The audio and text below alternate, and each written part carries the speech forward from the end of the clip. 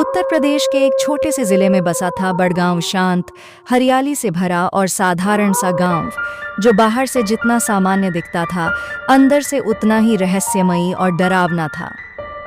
इस गांव की एक खासियत थी कि वहां 7 बजे के बाद कोई भी बाहर नहीं निकलता था। गांव के बुजुर्गों ने यह परंपरा वर्षों से चला रखी थी और कहा जाता था कि जिसने इस नियम को तोड़ा वो कभी वापस नहीं आया। गांव के किनारे एक पुराना हवेलीनुमा खंडहर था, जिसे सब वापसी वाला घर कहते थे। इस नाम की वजह किसी को नहीं पता थी, लेकिन लोग कहते थे कि जो वहां चला गया वो वापस कभी नहीं लौटा, और अगर लौटा भी तो वैसा नहीं जैसा गया था।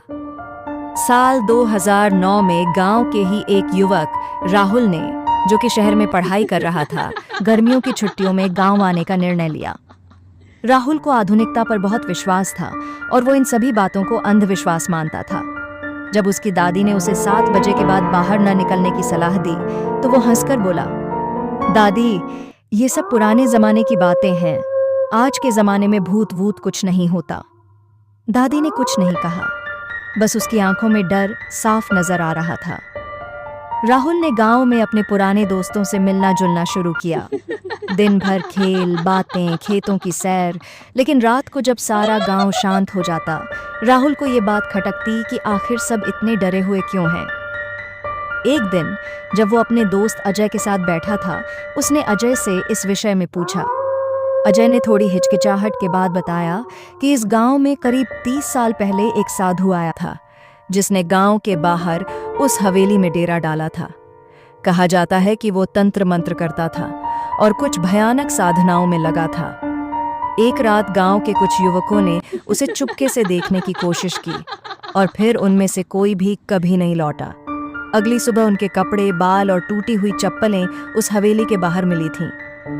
इस घटना के बाद से गांव वालों ने तय कर लिया कि रात को कोई भी उस दिशा में नहीं जाएगा और 7 बजे के बाद अपने घरों में बंद हो जाएगा। राहुल को यह कहानी एक रोचक किंतु काल्पनिक सी लगी। उसने फैसला किया कि वो इस रहस्य का पता लगाएगा। अगले ही दिन उसने अपने मोबाइल में कैमरा चार्ज किया, टॉर्च तैयार रखी और सोच लिया कि रात को 8 बजे के बाद वो उस हवेली में जाएगा। उसकी माँ और दादी को जब इस बात का पता चला तो उन्होंने खूब रोका, लेकिन राहुल ने किसी की नहीं सुनी। रात के ठीक 8 बजे राहुल घर से निकला। पूरा गांव सन्नाटा था, सिर्फ झिंगुरों की आवाज और दूर से कुत्तों के भौंकने की आवाज आ रही थी। राहुल ने अपने मोबाइल की टॉर्च जलाई और हवेली की ओर चल पड़ा। रास्ता पूरी तरह सुनसान था और हर पेड़, हर झाड़ी जैसे कोई साया बना हो। करीब आधा घंटा चलने के बाद वह उस हवेली के पास पहुंचा। चारों ओर जाले, टूटी हुई दीवारें, लटके हुए खंभे, सब कुछ किसी भूतिया फिल्म के सेट जैसा लग रहा था। राहुल ने कैमरा चालू किया और धीरे धीरे अंदर प्रवेश किया। अंदर जाते ही उसे एक अजीब सी ठंडक महसूस हुई, जबकि बाहर गर्मी थी। हवेली के अंदरूनी हिस्से में हर जगह धूल, जाले और पुराने फर्नीचर पड़े थे। एक टूटा हुआ पलंग, दीवारों पर अजीब निशान और कुछ पुराने तामसी चित्र जैसे किसी तांत्रिक ने पूजा में उपयोग किए हों। जैसे जैसे राहुल अंदर बढ़ता गया, उसे अपने पीछे किसी के चलने की आहट सुनाई देने लगी, लेकिन जब वह पीछे मुड़ता तो कोई नहीं होता। एक कमरे में पहुंचकर उसने देखा कि वहां जमीन पर एक बड़ा सा मंडल बना हुआ है लाल रंग से, जिसमें कुछ पुराने अक्षरों में मंत्र लिखे हुए थे। राहुल ने जैसे ही उस पर टॉर्च डाली, टॉर्च अपने आप बंद हो गई।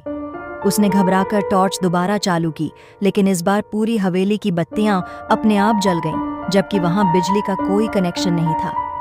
कमरे के कोने में एक परछाई सी हिली और धीरे धीरे उसकी ओर बढ़ने लगी। राहुल ने डर के मारे दौड़ना शुरू किया, लेकिन जैसे ही उसने दरवाजे की ओर बढ़ना चाहा, दरवाजा अपने आप बंद हो गया। उसकी सांसें तेज हो गईं, दिल जैसे कानों में धड़कने लगा। उसी परछाई ने एक भयानक सी हंसी हंसी और बोली, अब तुम भी नहीं लौटोगे। राहुल चिल्लाया, कौन हो तुम? पर कोई जवाब नहीं मिला। तभी अचानक कमरे की दीवारों पर खून से लथपथ हाथों की छापें उभरने लगीं। राहुल के कैमरे की स्क्रीन पर अजीब चेहरे दिखने लगे, जो दर्द से चिल्ला रहे थे। अचानक उसके सामने एक अधजली लाश खड़ी हो गई, जिसकी आंखें बाहर निकली हुई थीं और शरीर से धुआं उठ रहा था। राहुल चीखता रहा, लेकिन उसकी आवाज जैसे दीवारों में समा गई हो। तभी उसे लगा जैसे किसी ने उसका हाथ पकड़ लिया हो और वो खींचता चला जा रहा हो। अगली सुबह गांव में हड़कंप मच गया। राहुल रात को घर नहीं लौटा था। उसकी माँ रोती हुई पंचायत के पास गई और पूरा गांव इकट्ठा हुआ। लोगों ने सुबह सूरज निकलते ही उसकी खोज शुरू कर दी। हवेली के पास पहुंचने पर उन्होंने देखा कि दरवाजा खुला है, लेकिन अंदर सिर्फ राहुल का मोबाइल पड़ा है, जो पूरी तरह जल चुका था। वहीं पास में एक चप्पल मिली राहुल की। गांव वालों ने उसे मरा हुआ मान लिया, लेकिन किसी ने भी हवेली के अंदर जाकर तलाश करने की हिम्मत नहीं की। राहुल की माँ पूरी तरह टूट चुकी थी। दादी ने तो बोलना ही बंद कर दिया, लेकिन कहानी यहीं खत्म नहीं हुई। एक हफ्ते बाद गांव के ही एक और युवक सूरज ने दावा किया कि उसने रात को खेत के पास राहुल को देखा है। वही कपड़े, वही चाल, लेकिन चेहरा पूरी तरह काला और आंखें लाल। पंचायत ने उसे भ्रम समझकर टाल दिया, लेकिन फिर कई और लोगों ने भी राहुल जैसे दिखने वाले व्यक्ति को रात में घूमते देखा। वो किसी से कुछ नहीं कहता, बस चुपचाप देखता और गायब हो जाता।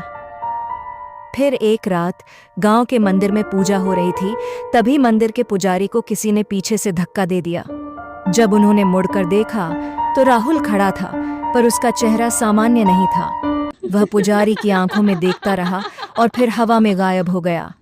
अब गांव वालों को यकीन हो गया कि राहुल मर चुका है, लेकिन उसकी आत्मा हवेली में फंस गई है और वो अब गांव में भटक रहा है।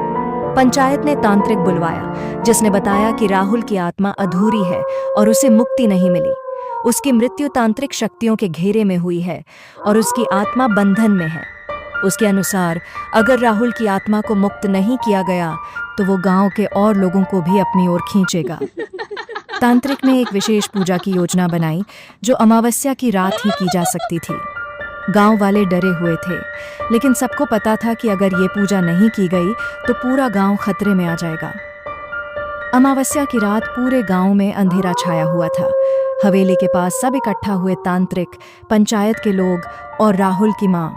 तांत्रिक ने बताया कि राहुल की आत्मा को मुक्ति दिलाने के लिए उसे उसी मंडल में बुलाना होगा जहां उसकी मृत्यु हुई थी। रात के ठीक 12 बजे तांत्रिक ने मंत्रोच्चार शुरू किया। हवा तेज हो गई, पेड़ झूमने लगे और हवेली के अंदर की दीवारें हिलने लगीं। अचानक राहुल की आत्मा प्रकट हुई। चेहरा झुलसा हुआ, आंखें लाल और शरीर से धुआं निकलता हुआ। उसकी माँ चिल्लाई, राहुल! लेकिन आत्मा ने उसे पहचानने से इनकार कर दिया। उसने कहा, मैं अब राहुल नहीं, मैं वो हूं जो उस हवेली में मारा गया। मैं अब सिर्फ पीड़ा हूं। तांत्रिक ने चिल्लाकर कहा, अगर तुझे मुक्ति चाहिए तो अपनी माँ को पहचान, उसे एक बार गले लगा और छोड़ दे ये लोग। कुछ पल के लिए आत्मा चुप रही, फिर धीरे धीरे राहुल की आंखों में आंसू आए और वो अपनी माँ के पास गया। जैसे ही उसने माँ को गले लगाया, हवेली की दीवारें टूटने लगीं, तेज प्रकाश फैला और एक जोरदार चीख के साथ आत्मा गायब हो गई। पूजा समाप्त हुई, हवेली गिर गई और अगले दिन वहां सिर्फ मलबा था।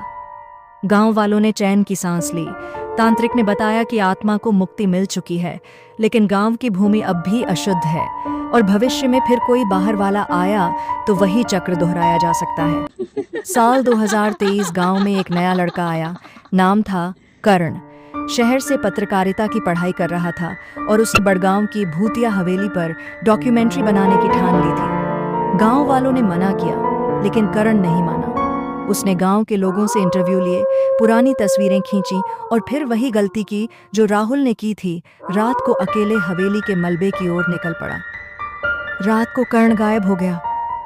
अगली सुबह वही कहानी। उसका मोबाइल मलबे के पास जला हुआ मिला, उसकी चप्पल वहीं थी और कुछ दूर एक नया मंडल बना हुआ था। गांव वाले सिहर उठे। राहुल की कहानी फिर से दोहराई जा रही थी। तब से हर साल कोई न कोई अजनबी जो गांव की कहानी जानकर आता है, हवेली की ओर खिंचा चला जाता है और कभी वापस नहीं आता।